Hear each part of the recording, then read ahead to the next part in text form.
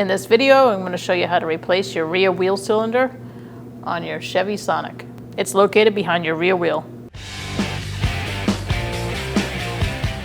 Anytime you do any sort of hydraulic work for your brakes, it's a good idea to press your brake pedal down and hold it there with your seat.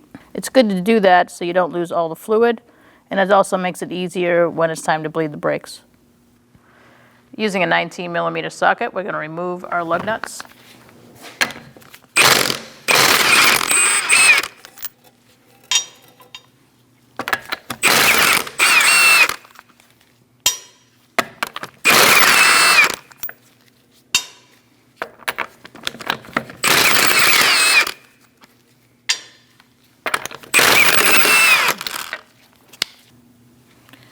If your wheel is stuck, put one lug nut on the top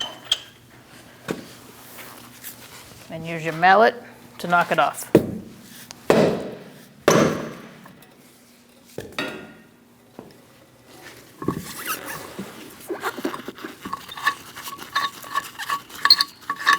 Now you can remove that lug nut and remove the wheel. Using a T27 Torx bit, we're going to remove this screw so we can remove our drum. You might need an impact driver to get this screw out. Sometimes they get stuck. Once you remove it, you're going to take your drum off. You might have to hit it around the edge. Make sure you put your lug nuts on the studs so you don't hit those by accident. And some rust will come out, and then you'll be able to take your drum off. I'm going to use a 10mm socket on this bolt. And on the other side, we're going to have to use a wrench because this is in the way. So let's start on this side.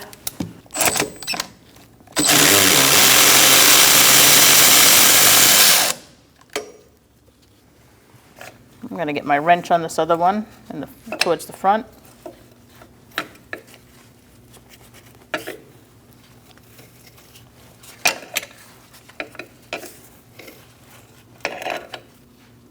Remove that bolt as well. And now we're going to disconnect our line. Now we're using a 13mm line wrench, and we're going to break this free. Just make sure the line doesn't move with the fitting.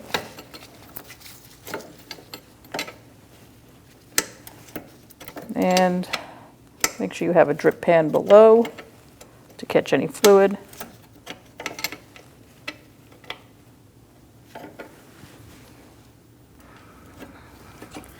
Continue taking the line out. You shouldn't lose too much fluid since the brake pedal is pressed.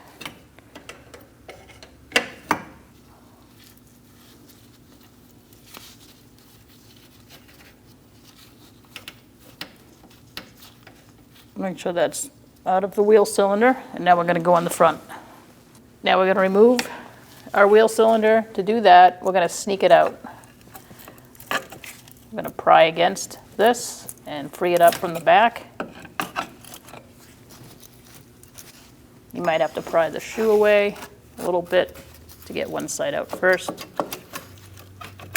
and then the other. And that's it. Now we're going to place our new wheel cylinder in.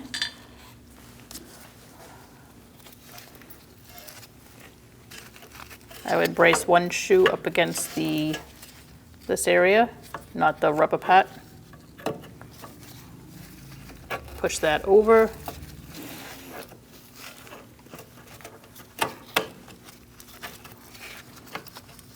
Now would be a good time to feed that brake line in, since it does stick in there pretty far. You just want to line it up. And once that's lined up, you're going to get a pry bar and pry away the shoe on the other side so that the wheel cylinder fits.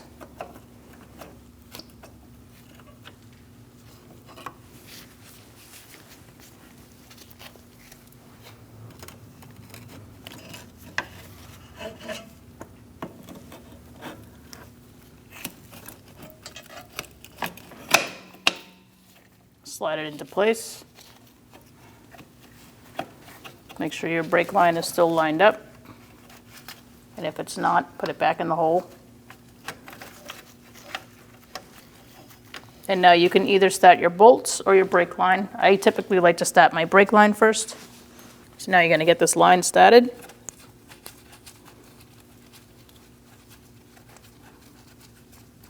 And once that's started, I am going to start my bolts before tightening it down. Just make sure everything lines up. You may have to press in on the wheel cylinder on the other side.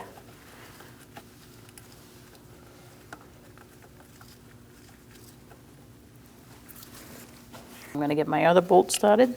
This one's a little more tricky because there's not enough room for a socket.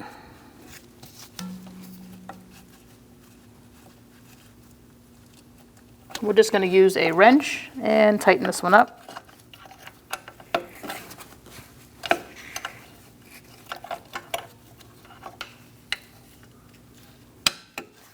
Just snug that up and move on to your other one.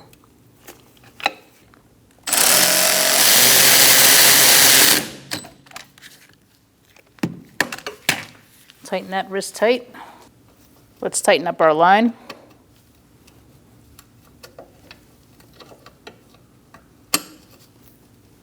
Make sure you tighten that down. Now is a good time to clean up your hub area and also check out your brakes. Then add some anti-seize on the backing plate if needed, and also on the hub.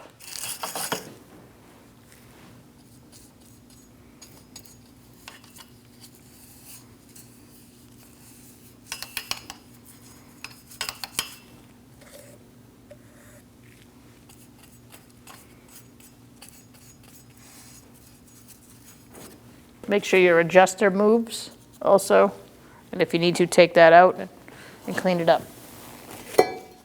Now I'm going to install the drum. You want to make sure the hole on the drum lines up with the hole for the bolt.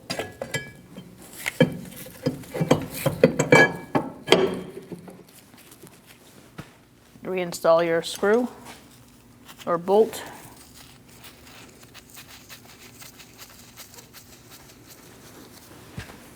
Let's snug that up. All right, now we've done our work, so we're going to release our brake pedal. Take your bleeder screw cap off, get an 11 millimeter wrench, and we're going to do a gravity bleed. I'm going to open up the bleeder. I also took the master cylinder cap off to speed up the process. And we're going to open up our bleeder. And now we just wait for the brake fluid to travel down and to come out the bleeder screw. You may see air bubbles, you may see a few drips, and then it'll stop. You're going to wait for a pretty constant drip or a pretty constant flow, and once you see that with no air bubbles, you can close down the bleeder screw. So now we're looking at it. I'm seeing a little bit of air bubbles.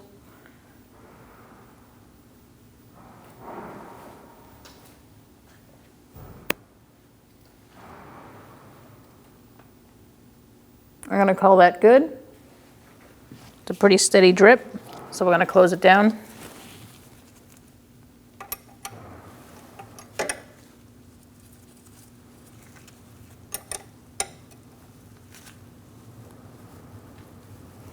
Tighten it, clean it up, let that air dry, and then you can put your cap back on.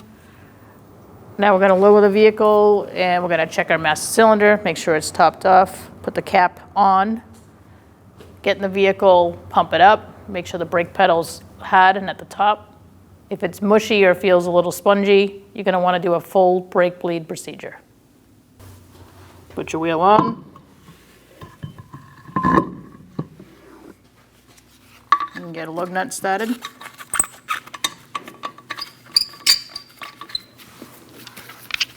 And put the rest on. We're going to walk our wheel up by starting at the bottom.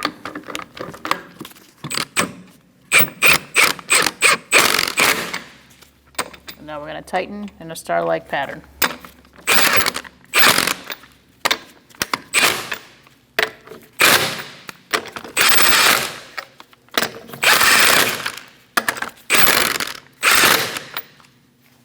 We're going to torque our wheels to 100 foot-pounds. We're going to do that in a star-like manner.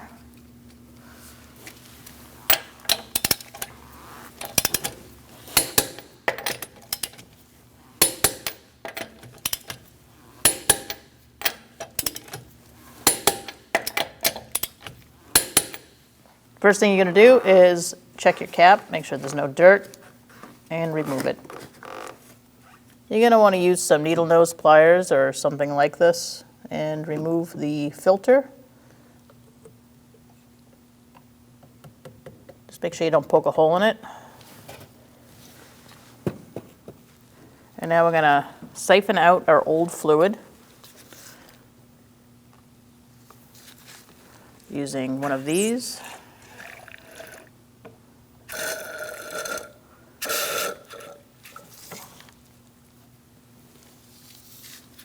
After you siphon that out, you're going to put your filter back in. Make sure it's sitting in there right. Now we're going to fill this up to the max. Make sure you use whatever the manufacturer recommends for brake fluid. Our cap says .3. Fill it up to the max.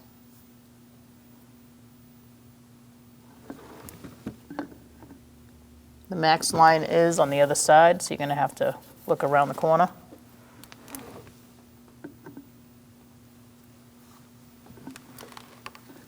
And now we're going to put our cap back on. Make sure it's clean.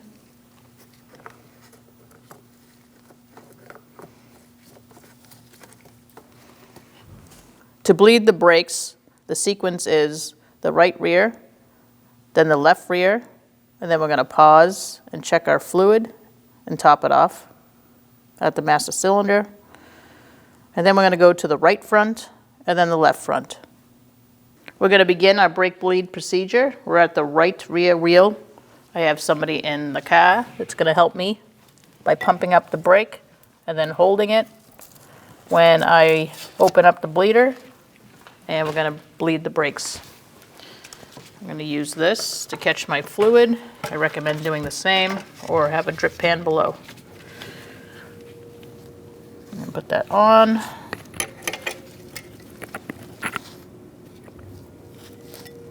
You pump it up.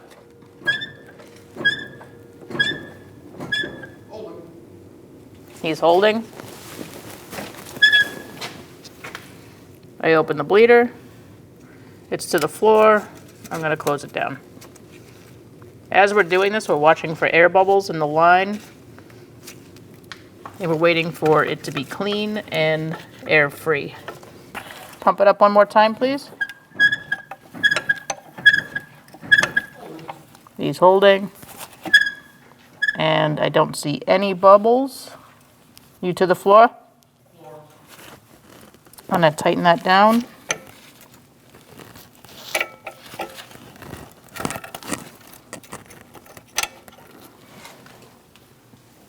I'm going to clean it off. You can release.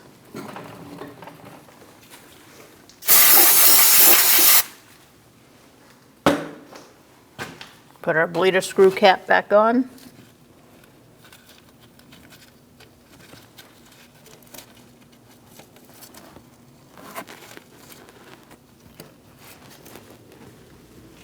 And now we're going to move on to our left rear. So now that we're done our other wheel in the rear, we're going to top off our master cylinder. Make sure it's to the max line. And now here we are at the right front. Pump it up, please.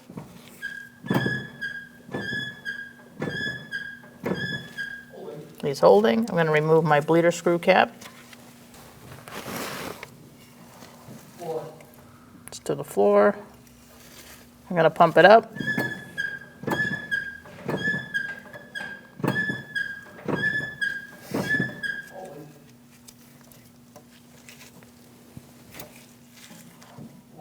It's to the floor.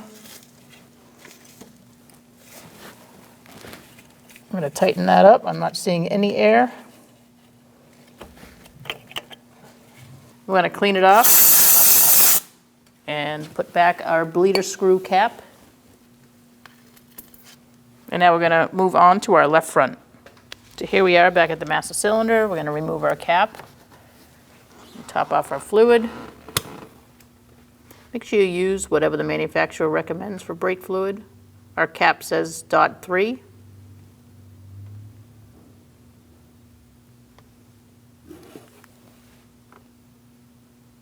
Fill it up to the max line, and you can put your cap back on. Make sure you check your brake pedal.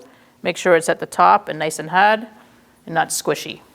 If it's squishy or falls to the floor a little bit, you're going to want to do the entire brake bleed procedure all over again.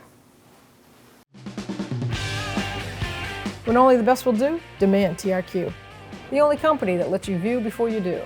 TRQ is committed to offering the highest quality aftermarket auto parts that are engineered for peace of mind. Thanks for using and viewing with TRQ.